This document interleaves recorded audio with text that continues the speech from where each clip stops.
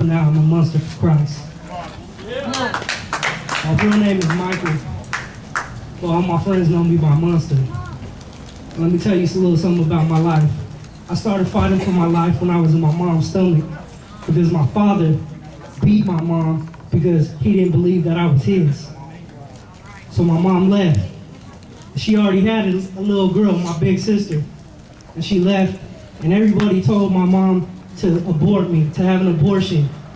But my mom said no. And I thank God that my mom said no. So she raised me and my sister, and she met this guy named Juan.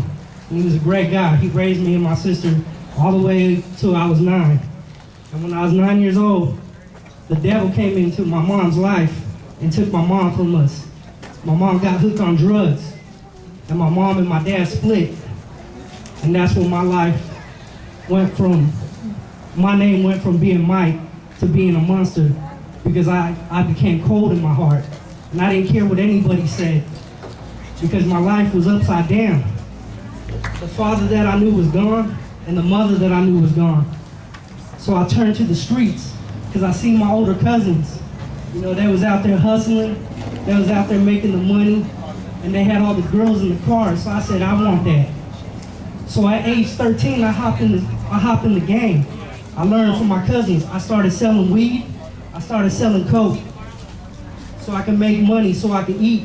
Because at 9, my mom told me that I was on my own. She said, I'm done with you guys. She chose a drug over me and my sister.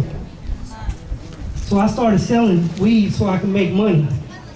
And when I got to high school, I met these guys, and you know, they were in a gang, and they showed me love, so I hopped in that gang with them, and I started gang banging. And that's where I heard my name, Monster, because I was a little guy. But a little guy, I was tough. I would beat anybody up. I didn't care what you said. If you looked at me funny, I would fight you.